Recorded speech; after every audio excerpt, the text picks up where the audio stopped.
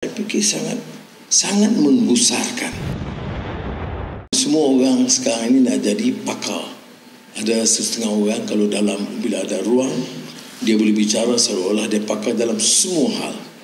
Ada orang kalau ditanya, dia boleh jawab semua isu, termasuk banyak isu yang dia tidak tahu. Sebab itu, menggunakan kebebasan itu harus juga ada pertanggungjawaban.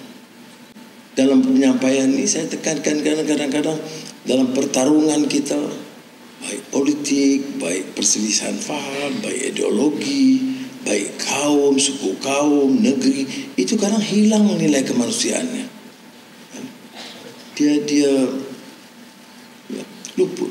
Dan kita kadang-kadang dewa-dewakan agung. Jadi soal nilai itu diketepikan. Umpamanya dalam usaha memerangi rasuah sekarang, nilai itu juga tragis. Kita kata kita benci rasuah. Bila ambil tindakan, kalau kenal kepada kawan kita, dah kita marah. Bukan sekadar itu, kita sekarang ada pula trend, aliran untuk mendewa dan mengagungkan pemberi rasuah. Saya fikir sangat menggusarkan. Kerana ini tidak akan mampu mengangkat negeri kita dan negara kita.